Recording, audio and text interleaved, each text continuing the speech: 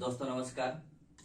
राज्य के नीति निर्देशक तत्व यानी directive principle of state policy DPSP का आज दूसरा पार्ट का डिस्कशन या चर्चा करने मैं जा रहा हूं।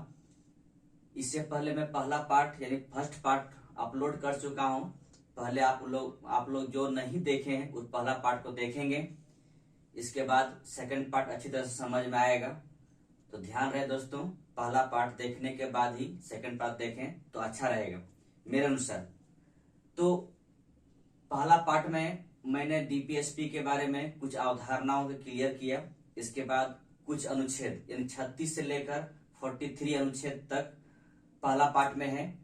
43 अनुच्छेद के बाद आगे मैं 44 अनुच्छेद यानी 44 अनुच्छेद में कहता है कि समान नागरिक संहिता अनुच्छेद 44 में कहता है, समान नागरिक संहिता का इंग्लिश है यूनिफॉर्म सिविल कोड।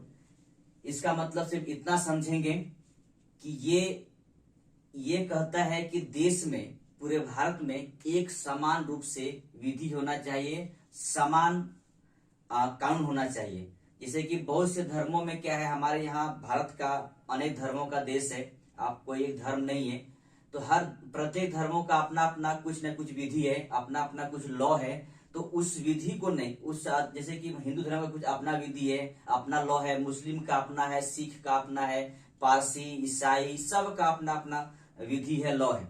तो उस विधि लॉ को सबको इक्वल करके देश में एक ही प्रकार का विधि होना चाहिए, एक ही प्रकार का संहिता होना चाहिए, जो कि सारे नागरिकों के ऊपर यानी पूरे भारतीय नागरिकों पर लागू होगा। इसी को कहा जाता है समान नागरिक संहिता। तो याद रखेंगे और ध्यान भी रखें इस बात को लेकर कि ये आपका 44 अनुच्छेद के तहत में कहता है कि आपके पास एक ऐसा सिविल कोड होना चाहिए जो सबके लिए समान हो, यानी यूनिफॉर्म सिविल कोड। आगे चलते हैं। अनुच्छेद 45, जब हमारा संविधान लिखा गया था उस समय अनुच्छेद 45 में था 14 वर्ष तक के बच्चों को निःशुल्क शिक्षा देने की बात किया गया था। यानी राज्य 14 वर्ष के बच्चों के लिए निःशुल्क शिक्षा की व्यवस्था करेगी। ये लिखा था कब? जब हमारा संविधान लागू हुआ था उस समय। लेकिन आगे चलकर 86वां संविधान संशोधन अधिनियम 2002 में एक अमेंडमेंट आया। उसके बाद इस अनुच्छेद को ले जाकर रख दिया गया 21 का ए में, यानी मूल अधिकार में रख दिया गया। और यहां पर क्या रख दिया गया 45 अनुच्छेद में कि 6 वर्ष से कम आयु के बच्चों को शिक्षा दी जाएगी, वो भी कहां? आंगनबाड़ी केंद्र में। ध्यान रहे दोस्तों कि इस बात का ध्यान रखेंगे आप लोग कि अब 45 अनुच्छेद में ये रखा हुआ है कि 6 वर्ष से कम आयु के बच्चों को आंगनबाड़ी केंद्र में शिक्षा, स्वास्थ्य लाभ या खाना जो भी है वो दिया जाएगा आंगनबाड़ी केंद्र में। और 45 में ये रखा गया है। और इससे पूर्व जब संविधान मेरे पास लागू हुआ था उस समय इसमें था 14 वर्ष तक के बच्चों को निःशुल्क शिक्षा। अब ये शिक्षा 14 ईयर्स बच्चों को निःशुल्क कहां पर दिया जा रहा है? अनुच्छेद 21 का ए में, यानी मूल अधिकार में रख दिया गया। इसीलिए एक बार इंटरव्यू पूछा हुआ क्वेश्चन है ये बातें कि आखिर क्या जरूरत पड़ी सरकार को या देश को या राज्य को कि जो मेरे पास पहले से 14 वर्ष के बच्चों के लिए निःशुल्क शिक्षा की तो बात किया गया था, जो आर्टिकल 45 में है, वो उसको फिर से हम 86वें संशोधन अधिनियम 2002 में उसे हम लाकर 21 ए में रख दिया गया। तो बड़ा अच्छा सवाल है, इसको आप लोग सही से डील करेंगे। आगे चलते हैं। आगे है आपका अनुच्छेद 46। इसमें कहता है राज्य प्रत्येक दुर्बल वर्गों को, राज्य सभी दुर्बल वर्गों विशेषतः SC ST यानी अनुसूचित जाति, अनुसूचित जनजाति को शिक्षा तथा अर्थ संबंधी हितों की उन्नति, यानी कहने का मतलब है जो दुर्बल वर्ग है यानी जो कमजोर वर्ग है उनके लिए विशेषतः बात लगाएगा, मतलब विशेष रूप से SC ST कहने का मतलब है अनुसूचित जाति और जनजाति, के लिए शिक्षा और अर्थ संबंधी का मतलब है पैसा यानी रुपया की बात हो रही है, उसकी उन्नति के लिए राज्य कार्य करेगी और सामाजिक अन्याय तथा सभी प्रकार के शोषण से उन्हें रक्षा करेगी। राज्य के बारे में कहा जा रहा है, ये राज्य जो है ये सारे वर्गों को लिए यानी कहने का मतलब दुर्बल वर्ग और SC/ST वर्गों के लिए शिक्षा और रुपया की व्यवस्था करेंगे, उसकी उन्नति के लिए व्यवस्था करेंगे। आगे कहता है कि सामाजिक अन्याय यानी समाज में जो अन्याय हो रही है उसके रक्षा करेंगे और सभी प्रकार के जो शोषण के साथ किया जाता है उन शोषण का भी रक्षा करेंगे। ठीक है, ये कहता है अनुच्छेद 46। अनुच्छेद 47 इसमें कहता है राज्य प्रत्येक लोगों के जीवन स्तर एवं स्वास्थ्य को सुधारने के लिए प्रयत्न करेगा। यानी कहने का मतलब यह है कि राज्य प्रत्येक लोगों का जीवन स्तर सुधारेंगे और उसका स्वास्थ्य लाभ कैसे मिलेगा, स्वास्थ्य लाभ से उसे जीवन स्तर कैसे सुधारा जाएगा, इसकी व्यवस्था करेंगे। और आगे चलकर एक चीज लिखा हुआ है, देखिए, स्वास्थ्य के लिए हानिकारक मादक द्रव्यों, यानी कहीं ना कहीं यहाँ पर शराब की बात हो रही है। ठीक है, शराब की बात हो रही है, शराब की मादक द्रव्यों तथा अन्य पदार्थों के सेवन पर प्रतिबंध लगाएगा। ठीक है, तो अनुच्छेद याद रखेंगे, बहुत बार ये पूछा जा चुका क्वेश्चन है कि बिहार में शराबबंदी है, पूरी तरह ड्राई स्टेट है। ड्राई स्टेट है किस अनुच्छेद के तहत में राज्य सरकार या केंद्र सरकार किसी भी राज्य में या देश में मादक द्रव्यों के बंदी का या फिर पूरी तरह से लॉक करने का प्रावधान कर सकता है, तो अनुच्छेद 47 के तहत करेंगे। और इसी को ध्यान में रखते हुए बिहार सरकार द्वारा शराब की बंदी किए हैं। यानी समझिएगा, शराबबंदी से क्वेश्चन आएगा तो ये 47 आर्टिकल को आप ध्यान रखेंगे। ठीक है, मादक द्रव्यों पदार्थों के सेवन पर प्रतिबंध लगाएगा। कौन लगाएगा? राज्य लगाएगी। ठीक है, तो यहां तक कितना हुआ? 47। हम लोग आगे बढ़ते हैं 48 की तरफ। दोस्तों आगे चलते हैं। अनुच्छेद 48 यानी 48। अनुच्छेद 48 में कहता है कृषि और पशुपालन को आधुनिक वैज्ञानिक बनाने का प्रयास करेगा। यानी आज की जो कृषि है और पशुपालन है, और आज से बहुत कुछ साल पहले की बात आप सोचे या पिछले तरफ जाए हम, तो आप देखेंगे कि हमारा कृषि आधुनिक नहीं था।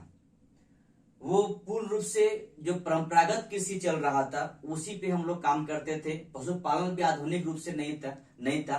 तो अभी ये इस अनुच्छेद में कहा प्रावधान किया गया, ये बंद है, आप कह सकते इस तरह की बातें कि राज्य सरकार या राज्य इस बात के लिए प्रयास रहेंगे कि कृषि और पशुपालन को आधुनिक और वैज्ञानिक तरीके से आगे बढ़ाने की प्रयास करेंगे। ठीक है, और साथ ही भी जुड़ा हुआ है कि दुधारू पशु का वध को रोकेगा। यानी राज्य दुधारू पशु का जो वध होता है उनको रोकने का प्रयास करेंगे। ठीक है, तो अंततः आप इतना समझेंगे कि कृषि और पशुपालन को आज जो पद्धति से हम आगे कृषि को देख रहे हैं या बढ़ा रहे हैं, उसी प्रकार से आगे बढ़ाते चले जाएंगे और प्रयास भी करेंगे इस ओर पर। और दूसरी बातें कहता है दुधारू पशु का वध को रोकेगी राज्य। ठीक है, आगे बढ़ते हैं। अनुच्छेद 48 का क, यानी 48 हम लोगों ने देखे। इसके बाद आगे बढ़ते हैं 48 का क। इसमें कहता है कि पर्यावरण के संरक्षण, यानी जो हमारा पर्यावरण है उसका संरक्षण करेगी और संवर्धन का, यानी कहने का मतलब है संरक्षण और संवर्धन दोनों राज्य करेगी। दूसरी बात में कहता है वन और वन्य जीवों, यानी जो हमारा वन है और उस वन में जो रहने वाले जीव हैं जिसे वन्य जीव कहते हैं, उसका सुरक्षा का प्रयास करेगा। कौन करेगा? राज्य करेगा। ठीक है, तो अब दोस्तों इसका मतलब ये नहीं होता है कि सारी चीजें राज्य करेगी, कुछ हमारा भी दायित्व है, तो हम लोग भी इस चीज को देखेंगे। ठीक है, लेकिन यहाँ का इस अनुच्छेद का सिर्फ इतना मतलब है कि ये राज्य जितने भी कुछ कहा जा रहा है सब राज्य के बारे में है, कि राज्य इन सब चीज के बारे में करने जा रही है या करेगी। ठीक है, प्रयास जरूर करेगी, चाहे वो करे ना करे, जब उनके सामर्थ्य राज्य का तब करेंगे। फिलहाल अगर ना कर पा रहे हैं तो कोई दिक्कत नहीं, आगे करेंगे। उम्मीद तो यही जता रहे हैं और जताना भी चाहिए कि पर्यावरण का संरक्षण करेंगे, संवर्धन करेंगे तथा वन और वन्य जीवों का सुरक्षा का प्रयास करेंगे। आगे बढ़ते हैं।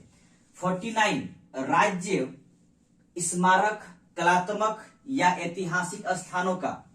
कहने का मतलब है कि जो हमारा स्मारक है, मोन्यूमेंट है, हमारा जो बहुत सारे ऐसे धरोहर स्वरूप जो संसद द्वारा उसे राष्ट्रीय महत्व घोषित कर दिया गया हो, उन सब जो महत्व का, हमारा राष्ट्रीय महत्व का धरोहर स्वरूप, जो जैसे लाल किला, इंडिया गेट, कुतुब मीनार, ताजमहल, जितने भी हमारे पास ऐसे कहने का मतलब है राष्ट्रीय संपत्ति है, उसका रक्षा राज्य करेगा। ठीक है, ये कहता है अनुच्छेद 49 में ये सब कहते हैं। और इसके बाद हम लोग चलते हैं 50 में ये कहता है न्यायपालिका को कार्यपालिका से अलग किया जाएगा, अलग करेंगे। राज्य न्यायपालिका को कार्यपालिका से अलग करेंगे। ध्यान रहे दोस्तों, याद रखेंगे आप लोग। मैं कितना बार बता चुका हूं कि हमारे पास कार्यपालिका, न्यायपालिका और विधायिका है। तीनों का अपना अपना सेपरेट स्थान है, तीनों का काम अलग है। तो यहाँ पर सिर्फ इतना कहा जा रहा है अनुच्छेद 50 में कि न्यायपालिका कार्यपालिका से अलग करेगा या पृथक करेगा। ठीक है, और आगे है लास्ट अनुच्छेद है इसका 51। इसमें कहता है अंतर्राष्ट्रीय शांति और सुरक्षा तथा भारत की विदेश नीति। तो अभी आप देख ही रहे हैं क्या हमारा देश के साथ में अंतर्राष्ट्रीय क्या संबंध है। इसके अंतर्राष्ट्रीय संबंध को हम शांतिपूर्ण स्थापित करें, ये हमारे सबसे बड़ी उपलब्धि होगा।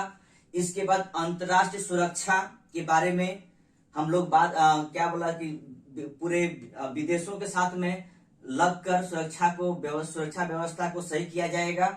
इसके साथ हमारे साथ में विदेश नीति, यानी हम विदेशों के साथ में कितनी अच्छी नीति कायम करते हैं, इन सब के बारे में अनुच्छेद 51 में दे रखा हुआ। और ये क्वेश्चन कितने बार पूछा जा चुका हुआ है कि अंतर्राष्ट्रीय शांति और सुरक्षा तथा विदेश नीति के बारे में कौन सी अनुच्छेद कहां पर किस अनुच्छेद में लिखा गया है या किस संविधान किस अनुच्छेद में दिया गया है। तो आप रखेंगे, याद रखेंगे, ध्यान रखेंगे इस बात को लेकर कि 51 में ये चीज दिया हुआ है। दोस्तों ये था आपका डीपीएसपी का 36 से लेकर 51। आप एक बात और जानेंगे यहाँ पर कि आपको पता, इस बात का ध्यान रहे इस बात को लेकर कि महात्मा गांधी संविधान सभा का सदस्य नहीं थे।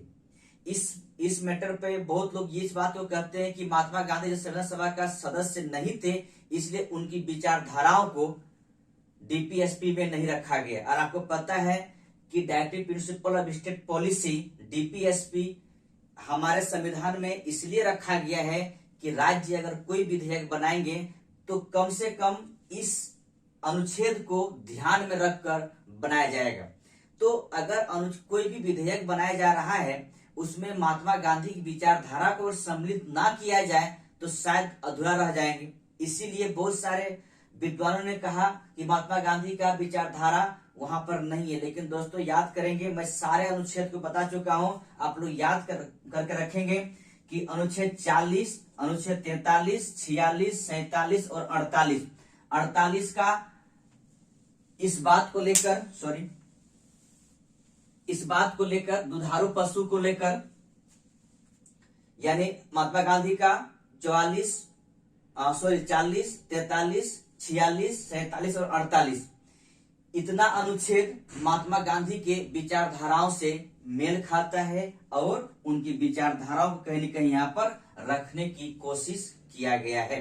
तो इस तरह आप नहीं कह सकते कि हमारे डीपीएसपी में महात्मा गांधी की विचारधारा या गांधीवाद विचार सिद्धांत को नहीं रखा गया। गांधीवाद सिद्धांत को भी रखा गया, समाजवादी सिद्धांत भी है, ठीक है, बौद्धिक सिद्धांत भी है। इन सारे सिद्धांतों को डीपीएसपी में समाहित किया गया है ताकि हमारा जो विधेयक बनेंगे वो इन्हीं के अनुसार बनाया जाएगा। तो दोस्तों याद रखेंगे, ध्यान रखें इस बात को लेकर कि आप लोग एक सही तरीके से दोनों पार्ट बाय पार्ट में किया हूं, एक फर्स्ट पार्ट और सेकंड पार्ट, दोनों पार्ट को सही से देखेंगे, आपकी पूरी अवधारणा क्लियर हो जाएगा। और ध्यान भी रखेंगे इस बात को लेकर कि आप थोड़ा ध्यान से देखेंगे। ठीक है दोस्तों, तो अगर वीडियो अच्छा लगे तो एक लाइक तो कीजिएगा, कमेंट भी करेंगे और सब्सक्राइब करेंगे, अपने दोस्तों से शेयर भी करेंगे। Thank you.